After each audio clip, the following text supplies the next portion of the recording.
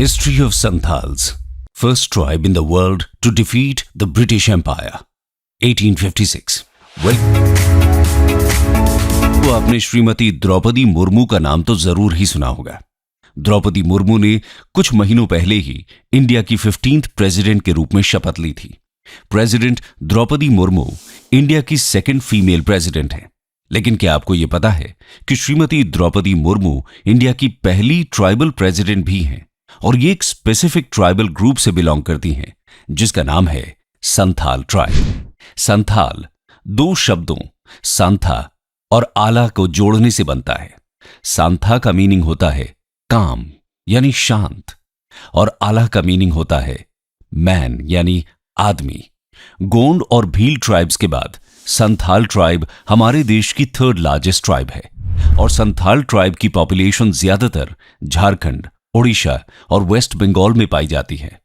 India के अलावा Santhal tribe की पॉपुलेशन इंडिया के नेबरिंग कंट्रीज बांग्लादेश और नेपाल में भी पाई जाती है। संथाल ट्राइब्स की मेन लैंग्वेज संथाली है और ये नेचुरल रिसोर्सेज की वर्शिप में बिलीव रखते हैं। संथाल ट्राइब की हिस्ट्री काफी रिच है और ये one of the oldest tribes में से एक है। हालांकि आर्कियोलॉजिकल सोर्सेज की कमी की वजह से इनकी ओरिजिन का पता नहीं चल पाया है। ऐसा माना जाता है कि संथाल ट्राइब नॉर्दर्न कैम्बोडिया के चंपा किंगडम से बिलोंग करते थे। ये ट्राइब एंशिएंट टाइम्स में छोटा नागपुर प्लेटो के आसपास रहा करती थी, लेकिन 18th सेंचुरी के बाद इस ट्राइब ने झारखंड के संथाल परगनास की तरफ माइग्रेट कर लिया और धीरे धीरे ये ट्राइब ओडिशा तक जा पहुंची। संथाल्स थिक फॉरेस्ट में रहा करते थे। इनका मेन ऑक्यूपेशन फॉरेस्ट्स में शिफ्टिंग एग्रीकल्चर, हंटिंग करना और फॉरेस्ट्स क्लियरिंग करना था। संथाल्स एक नोमैडिक की तरह अपनी लाइफ स्पेंड किया करते थे। अगर इनकी रिच हिस्ट्री की बात करें तो आपको यह जानकर हैरानी होगी कि संथाल ट्राइब ने इंडियन इंडिपेंडेंस स्ट्रगल में भी काफी सिग्निफिकेंट रोल निभाया था। पूरे वर्ल्ड में संथाल्स ऐसे पहले ट्राइबल ग्रुप थे जिन्होंने ब्रिटिश एम्पायर को घुटने टेकने पर मजबूर कर दिया था।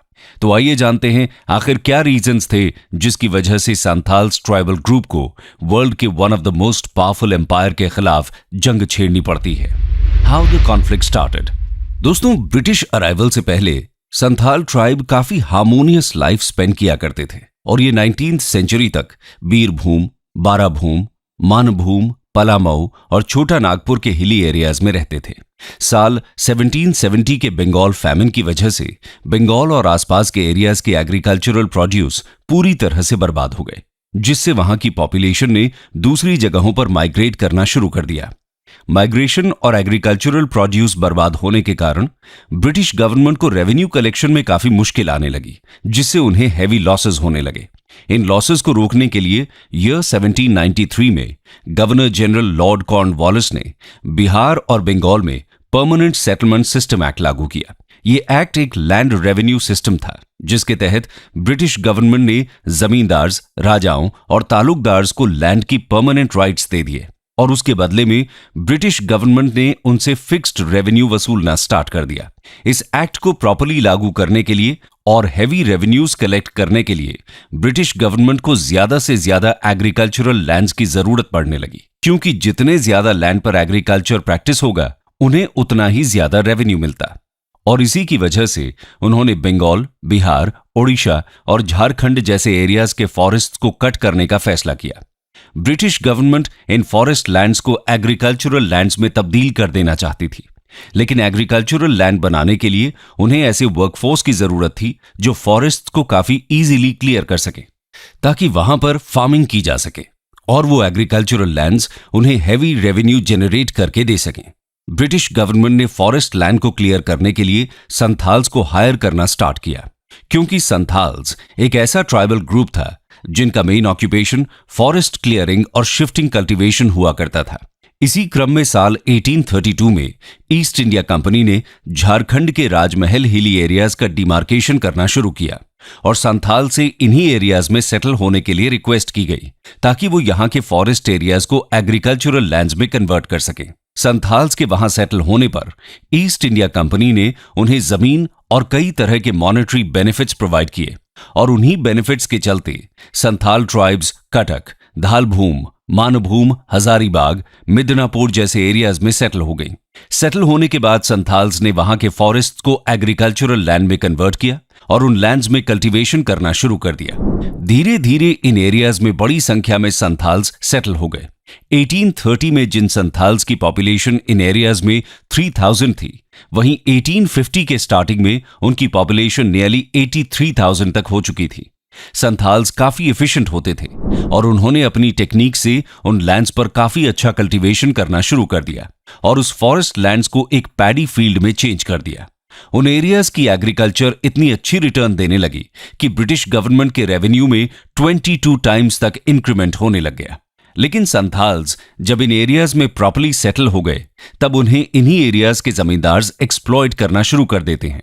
लैंड्स पर परमानेंट और हेरेडिटरी राइट्स पाने के कारण जमींदार्स ने पेजेंट्स और संथाल्स को एक्सप्लॉइट करना शुरू कर दिया और उनसे जबरदस्ती हैवी टैक्सेस वसूलना शुरू किया।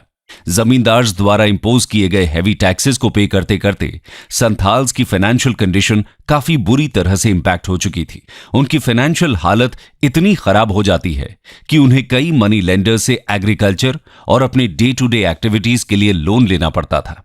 ये मनी लेंडर्स संथाल्स को काफी हाई रेट ऑफ इंटरेस्ट पर लोन्स दिया करते थे और इतने हाई इंटरेस्ट रेट्स होने की वजह से संथाल्स लिए गए लोन्स को रिपे करने में असमर्थ रहते थे। संथाल्स जब मनी लेंडर्स द्वारा दिए गए लोन्स रिपे करने में फेल होते हैं, तब उनकी सिचुएशन को एक्सप्लॉइट करते हुए मनी लेंडर्स उनके लैंड्स पर फोर्सिबली कब्जा कर लेते हैं।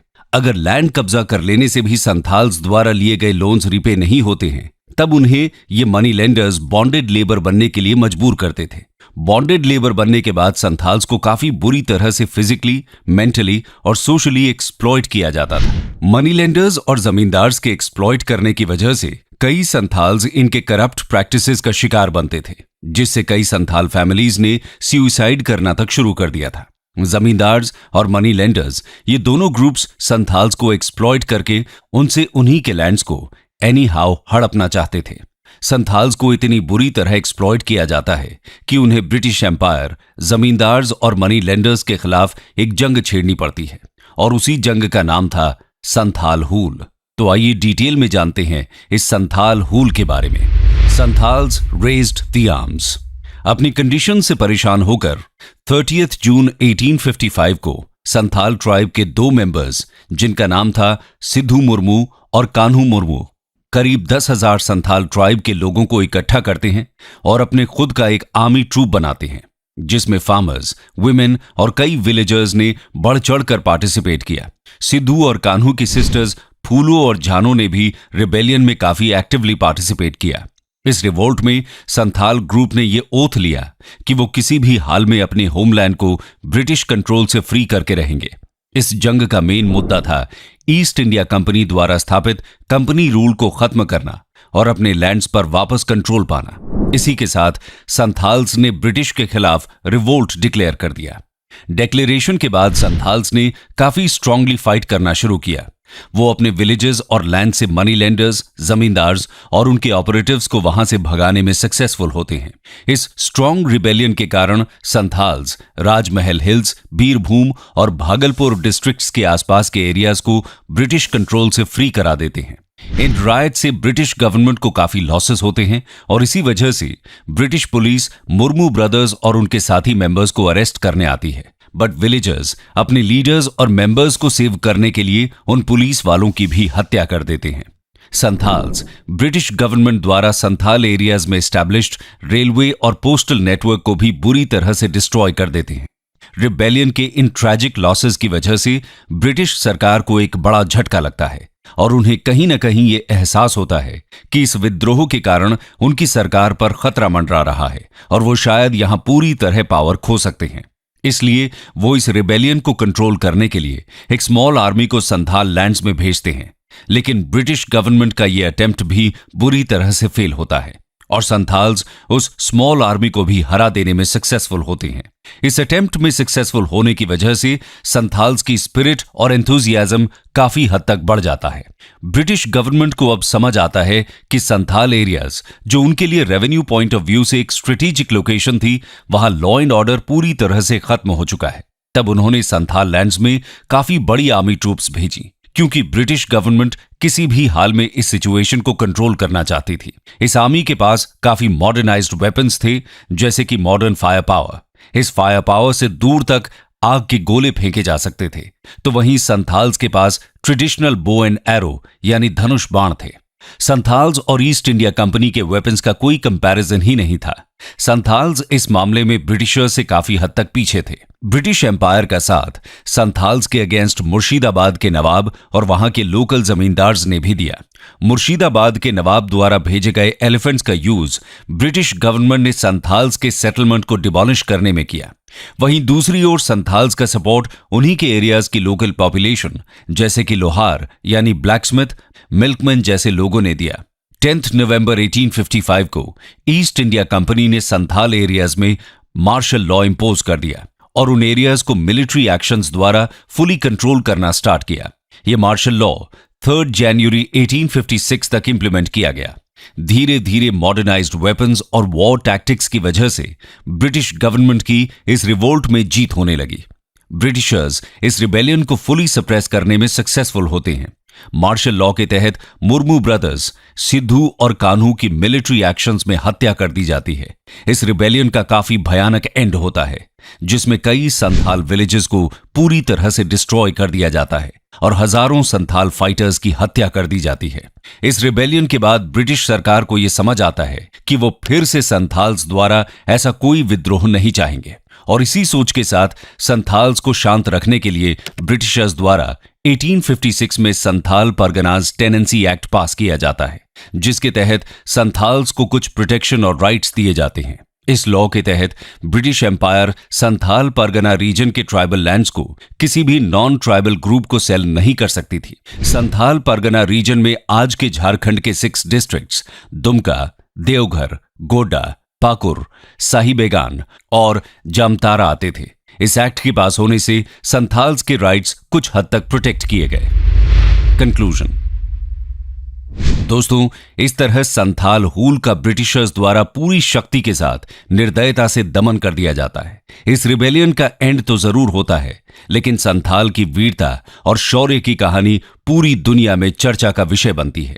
और ये चर्चा का विषय बने भी क्यों ना, आखिर संथाल्स पहले ऐसे ट्राइबल ग्रुप्स थे जिन्होंने ब्रिटिशर्स जैसे स्ट्रॉन्ग एम्पायर को भी घुटने टेकने पर मजबूर कर दिया था। संथाल ट्राइब जो काफी पीसफुल और हार्मोनियस मानी जाती थी, उन्होंने बिना किसी मॉडर्न वेपन्स के एक ऐसी जंग लड़ी जिससे इंस्पायर होकर इंडिया के अदर फ्रीडम फाइटर्स ने भी आगे चलकर ब्रिटिश गवर्नमेंट के खिलाफ रिवोल्ट किया। संथाल रिबेलियन ही अब संथाल्स की आइडेंटिटी को रिप्रेजेंट करता है।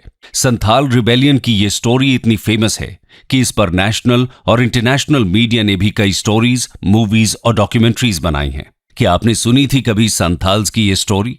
क्या आपको लगता है कि अगर संथाल्स के पास भी ब्रिटिश एम्पायर की तरह मॉडर्न वेपन्स होते तो वो इस रिबेलियन को कभी भी नहीं हारते और ब्रिटिश गवर्नमेंट पूरे इंडिया से पावर से जा सकती थी? और क्या आपको लगता है कि संथाल रिबेलियन जो 1855 में हुआ था, उसने ही ग्रेट रिवोल्ट ऑफ 1857 का एक स्ट्रेटेजिक बेस तैयार किया था? अपनी राय कमेंट सेक्शन में हमारे साथ जरूर शेयर करें।